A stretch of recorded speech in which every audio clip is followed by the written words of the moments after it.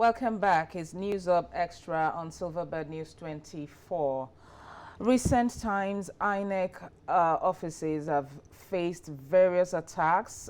It's either been burned or it's been raided or it's been looted. And just recently, Imo State had their fair share, and unfortunately, 2 officers died in the course of it.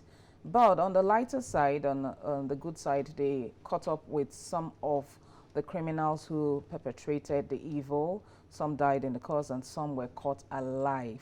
So we would be talking about the implications. That's what we'll be analyzing on News Up Extra today. And I have with me John Desmond. He is a public affairs analyst.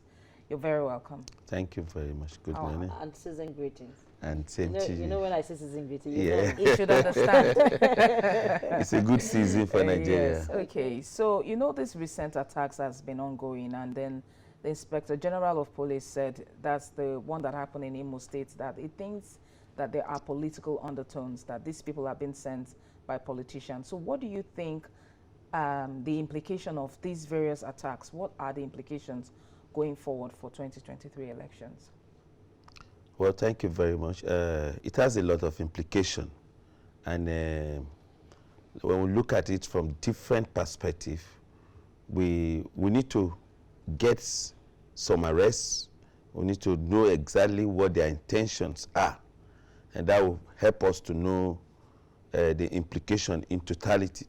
But one of the major challenge of what they are doing now, it's going to reduce the integrity of the election.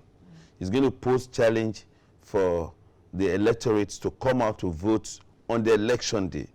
And then the political side of it, in your first segment, I heard the guests talking about, failed people, people who cannot withstand the hurdles of the nation, who had failed in their own endeavors, trying to cause chaos, to sabotage the system. So in totality, the implication of what they are doing is that it's going to cause voter apathy. And this may also give give edge to some politicians. So when we get to that level, we'll now say maybe, but since we don't have any proper or any report that this is the reason why these guys are doing, we cannot conclude and say, oh, this is for political reason. But in general, it's going to pose a great risk to the election. Okay. Now, aside that, do you think INEC is doing enough to address this issue? Yeah, we've just read the headlines saying this is quite worrisome, the fears of conducting elections in these areas. Do you think INEC or the federal government is doing enough to address or look for how to resolve these issues ahead of 2023? And if not, what other ways would you proffer? Well, on the side of the INEC, they are to create awareness about the elections. They are to create more security of the election. And then citizen has to be responsible to decide who to vote and when to vote. Now, since INEC had set the guidelines, the templates for this election, it's now become a national issue. Everybody needs to pay, his or her price. You need to have a way of making sure that the 2023 election is successful.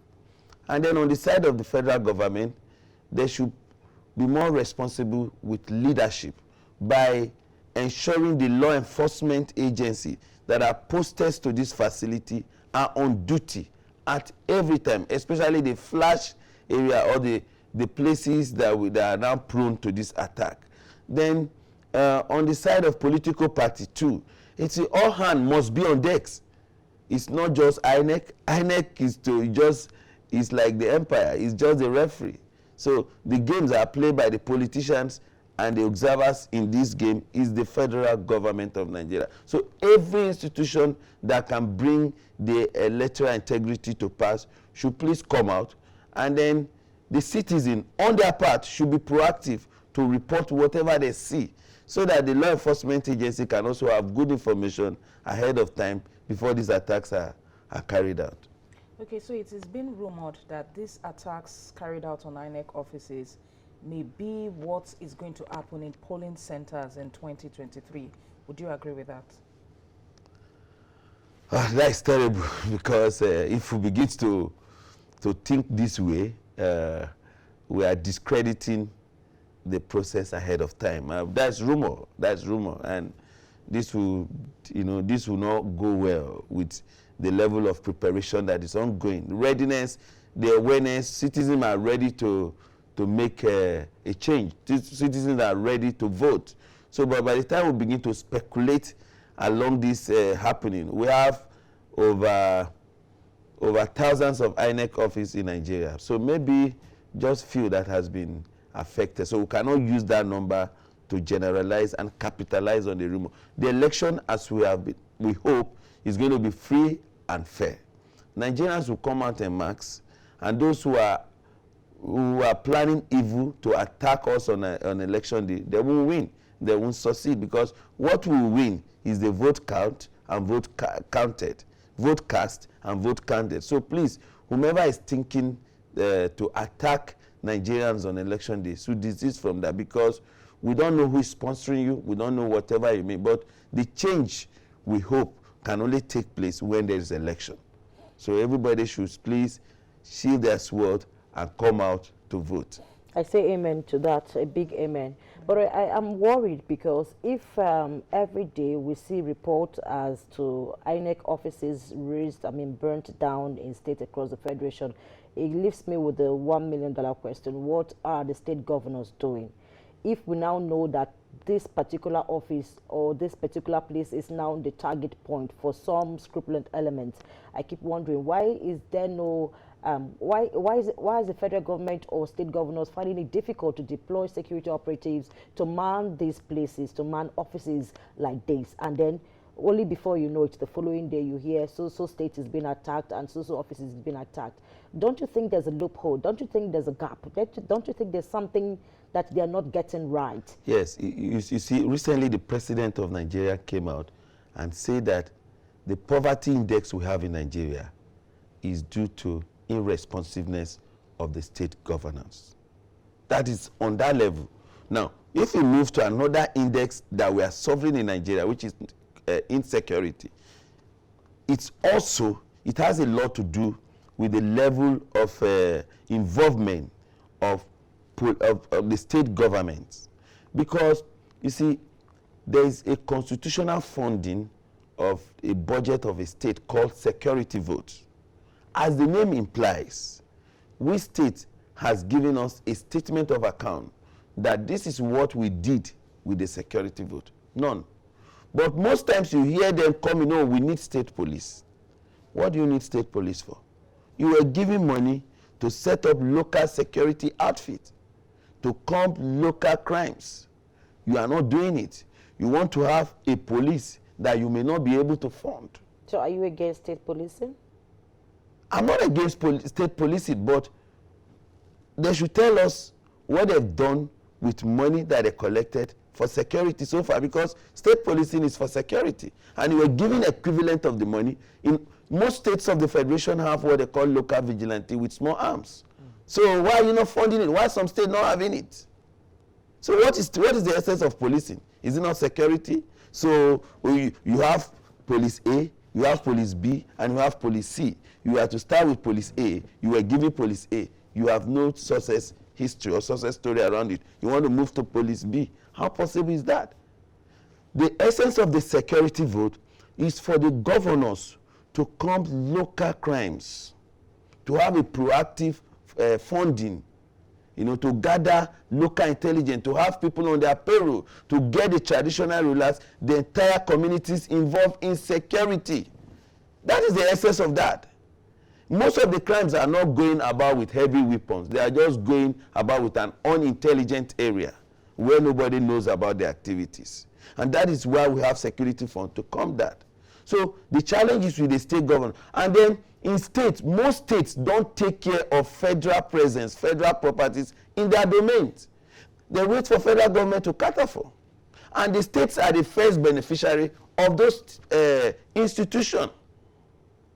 Okay, so let's look at our local areas that we come from. How many federal police are in each local government division?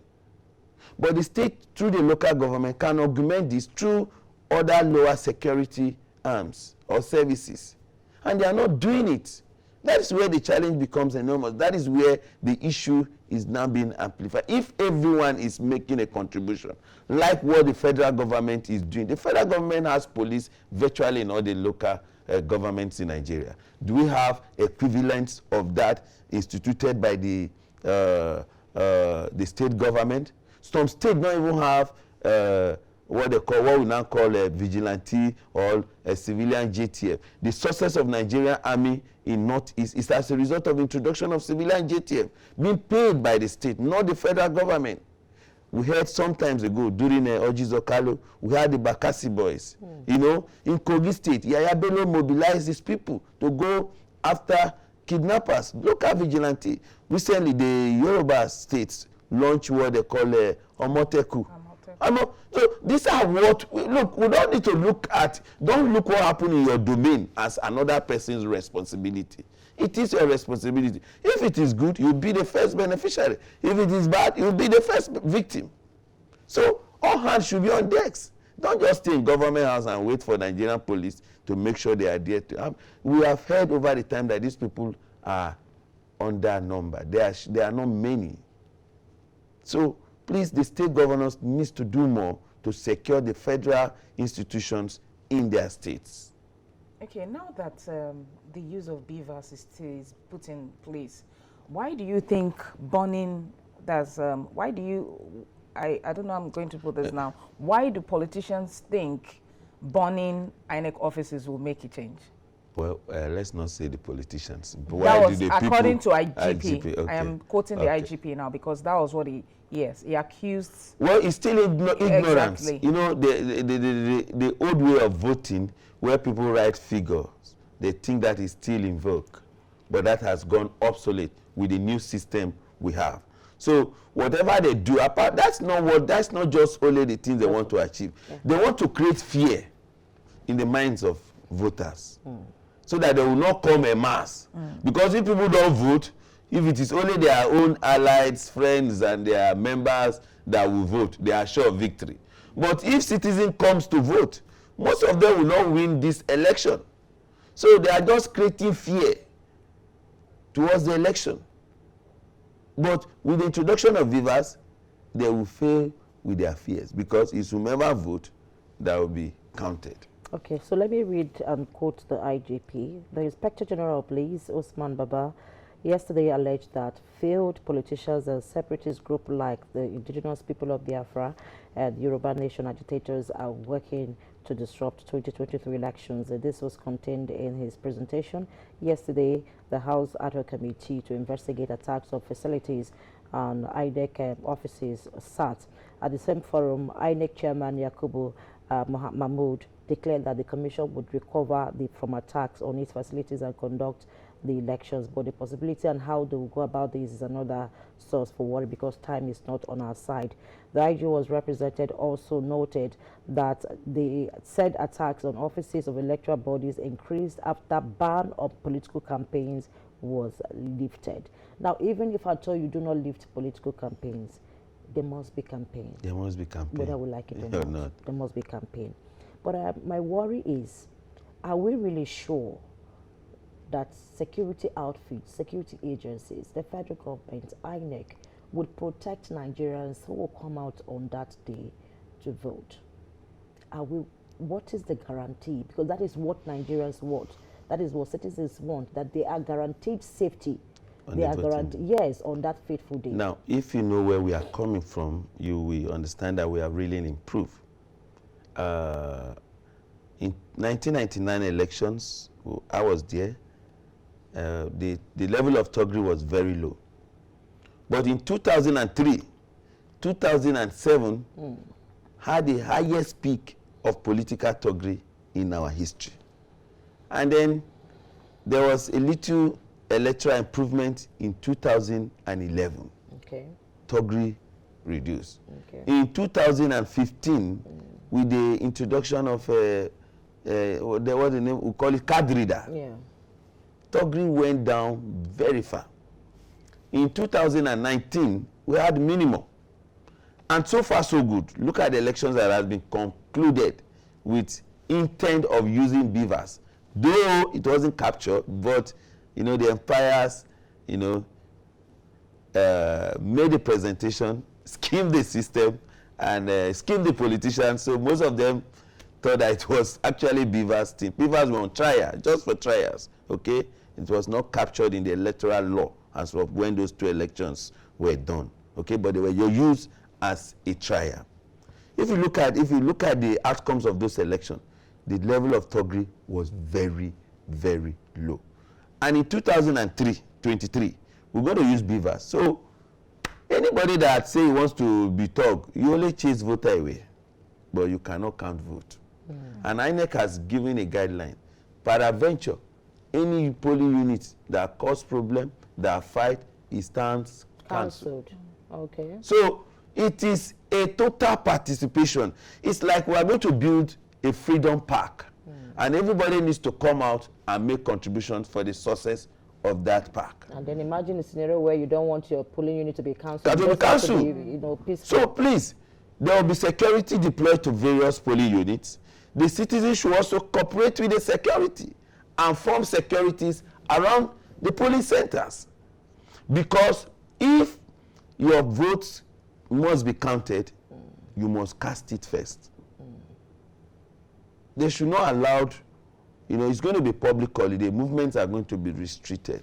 You know, communities should do some things on their own to make sure that their participation does not go in vain. We have had election in 2007 in Edo State, where people came out and thugs came, and the whole community challenged the thugs. That's what gave victory to Adams Oshomole in 2007 in Edo State. The people resisted the attacks. And Nigerian people can still do the same thing with the introduction of beavers. All right, okay. So your final call? Well, my final call is that please, we should give peace a chance. Those threatening 2023 election, we are not doing the nation a favor. Nigeria has come to stay. The only way out of the dungeon is for us to continue developing every stage of our nation. And 2023 is another opportunity for us to bring men and women that will lead us to our dreamland, the nation we want to see. And the only way this can be possible is when we have free and fair election. Intimidating people before the elections will not produce electoral integrity, will not make voters to come out. Therefore, everyone responsible for this should please desist from it, and let's have a good election in 2023. Quite interesting. Thank you very much. Well, this message is actually for Nigerians. Good people, great nation. So we must build a country of our choice. We must build a Nigeria of our dream. Do not think that when you finish spoiling Nigeria, you'll jackpot. You'll die here. Everybody will stay here. And if you jackpot, you come back. You come back. All right. All right, okay, so that is it on News Up Extra today. So catch up with us next week, same time, News Up Extra on Silverbird News 24. And that is a political analyst, John Desmond. Thank you so much for coming on the show, and seasons greetings. Thank you very much. The way she stressed this out, seasons greetings. It's a good season, and it's a better way to say it. Okay. Thank you. And from me, it's a bye, and that's how much we can take on today's edition of the program, News Hub Extra. Bye for now.